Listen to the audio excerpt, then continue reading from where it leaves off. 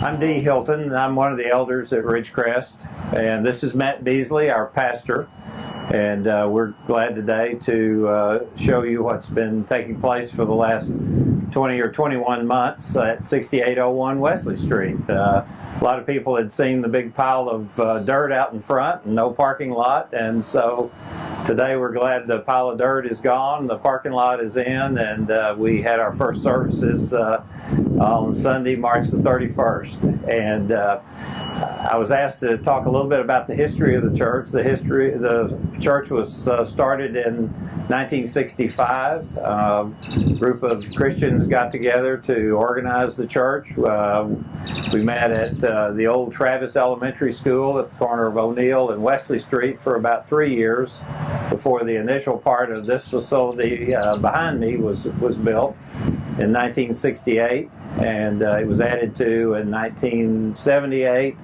and then the worship center that's immediately behind me was built in 1986 and 87.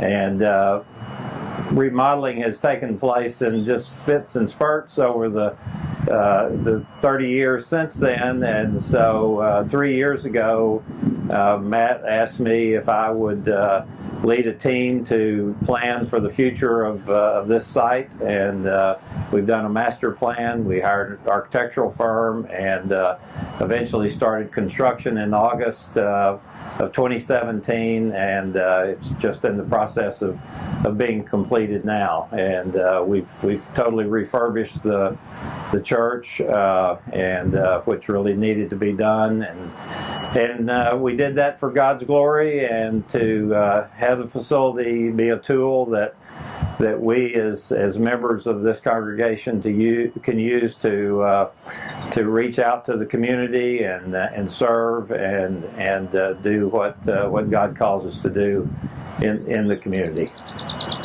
Matt, you?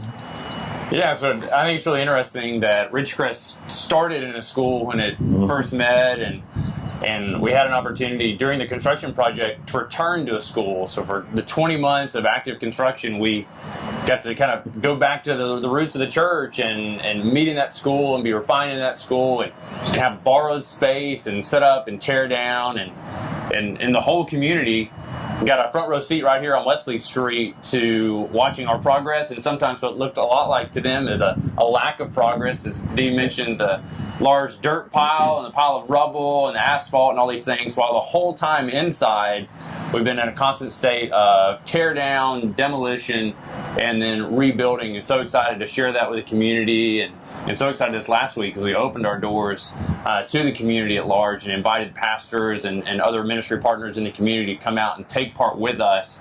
And what we hope will be the launching of just significantly impactful ministry to our community going forward.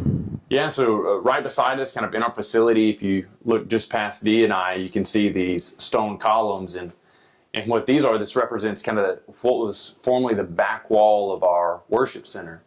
So one of the things, as we kicked it to our body and asked them, what are things that we want to address? What are things that we're interested in doing as we evaluate, one, whether to do anything, and two, what would those things be? One of the continual things that people said was we want larger places to congregate. We feel like a lot of our facility has narrow hallways, so wonderful worship space, but narrow hallways when we get out of there, so there's not a great deal of space to congregate and kind of be together.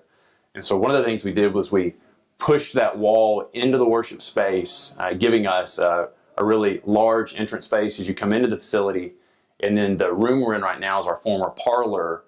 And so there was a hallway right outside the worship center. As we kind of pan around, you can see how we've converted this all into one large space that runs continuously through the building.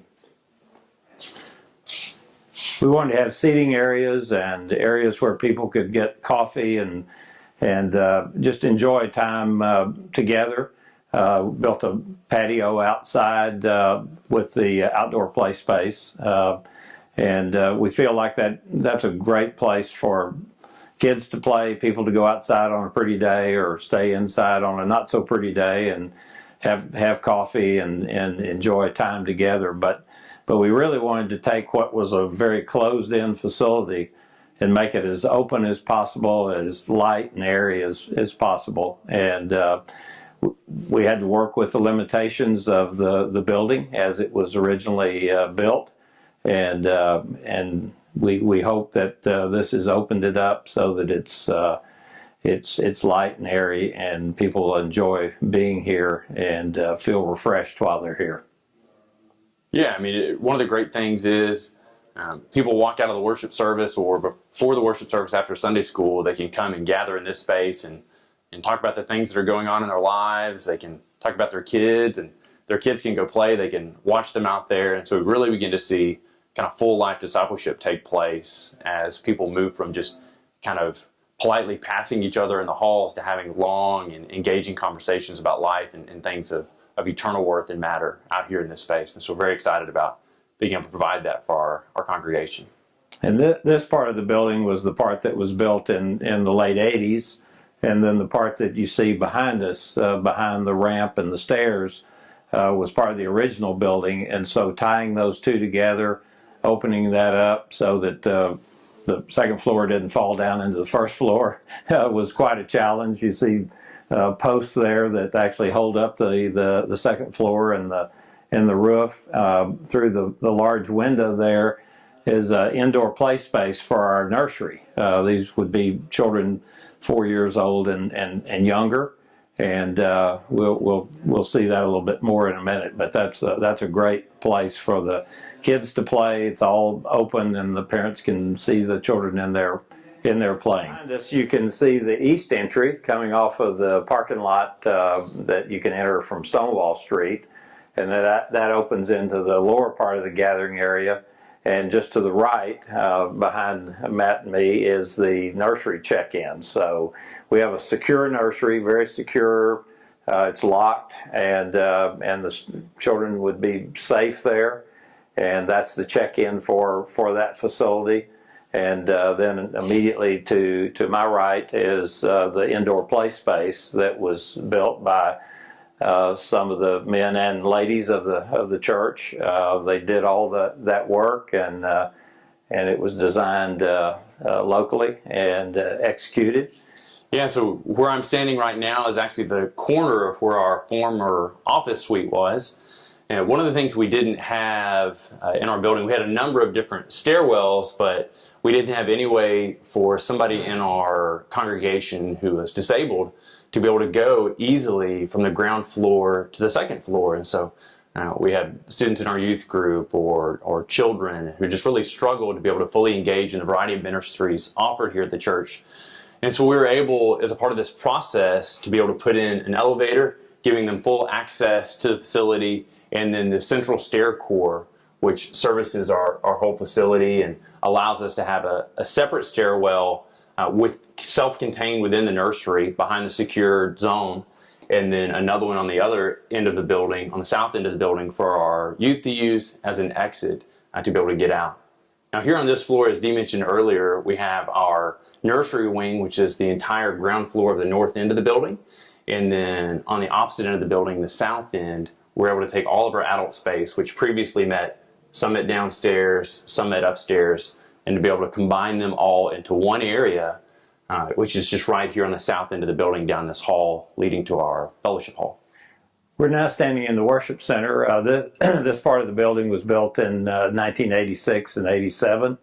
Had not been refurbished in any way since then, and we took this on as an extra project, and we're able to come in and paint and carpet and reupholster. And 4 years ago, the stage was recast and rebuilt, and we're real excited about being able to have our services in here on Sunday mornings and enjoy this time together.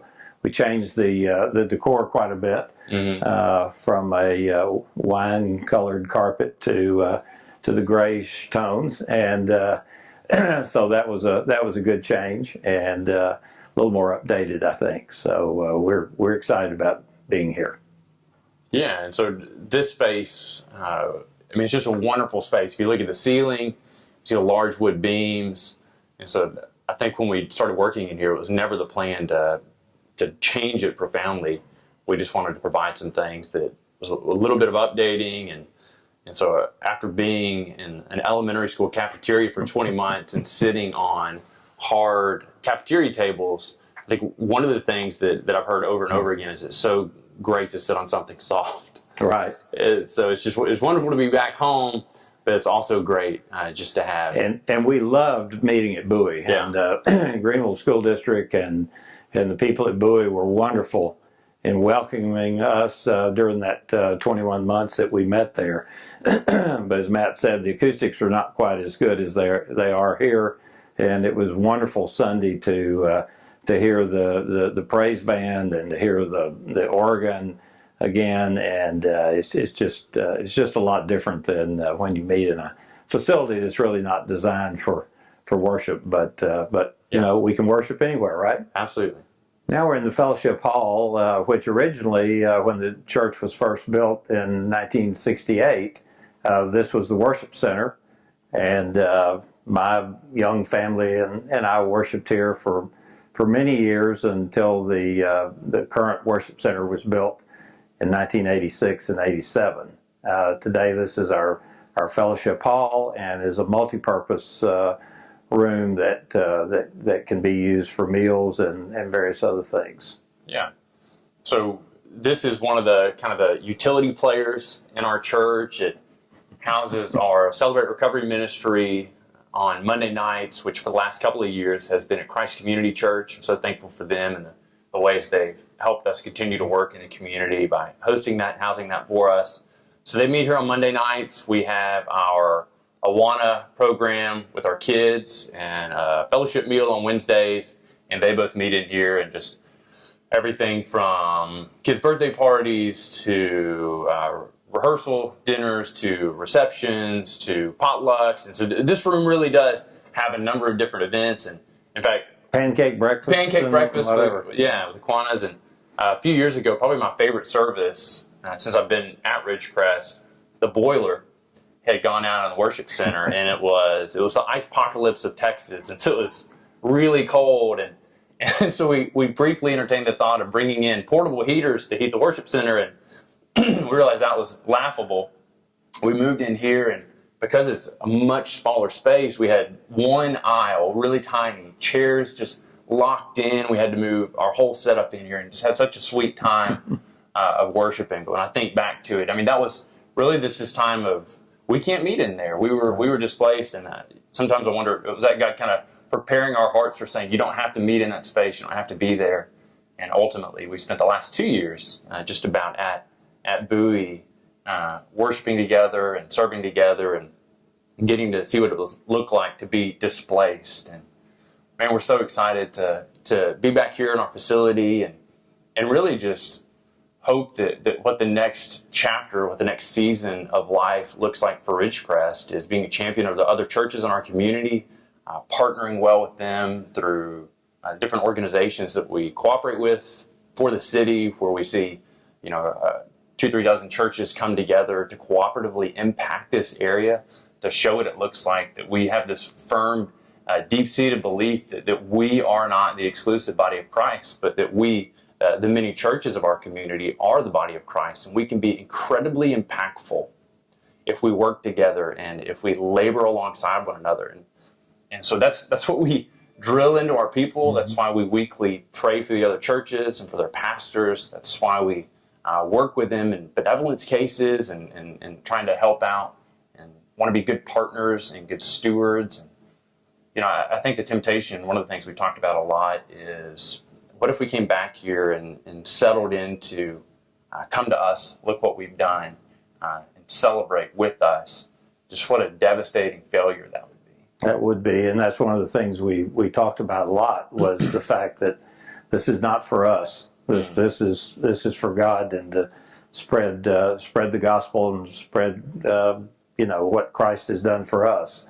And this is not a matter of pride. It's to have a tool to use to serve Him and serve in this community and be welcoming to people from all walks of life, and to not be discriminatory, but to to invite people to come in and worship with us, and hopefully become a part of our fellowship or be part of another fellowship. Yeah. And we're all part of the body of Christ, and that's the genesis of the cooperation among the churches. And I'd be remiss if I didn't say that For the City is the first week of June. Yeah.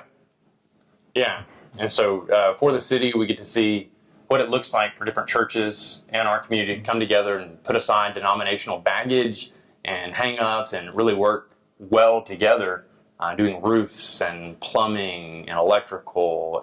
Cleaning up Wesley Street. Cleaning up Wesley Street, yeah. Yeah, I mean, just doing a variety of things. You know, I think when we think of church, one of the metaphors or images that comes to me all the time is the Apostle Paul talks about the hand and the foot kind of being the different parts of the body of Christ. And we think about that in terms biblically of different giftings people have been given within one particular church. But I think when we expand that and we begin to think that, man, Ridgecrest represents one tool in the bag of ministry that can be impactful to our community, and the collaborative effort of all the various churches of our community represent the totality of all the tools. And so none of us have all the equipping, none of us have all the skills and the members and the finances and passions to be successfully impactful in this area, but all of us together do. So it takes all of us working together, and we really hope, I mean, that's my cry, that's my prayer for our church, and I've heard that over and again from our members and our different leaders, and the other pastors I've met within the community, that's their hope too. Man, we want to see this community come to know Jesus, have a saving relationship with Him, and so we want to co-labor with them in that endeavor. And to do it together, Yeah. because that's how we really improve the community and make it what it. This video has been brought to you by Juice 34. GEUS is your community-owned provider for electric, internet, cable TV, and true local programming.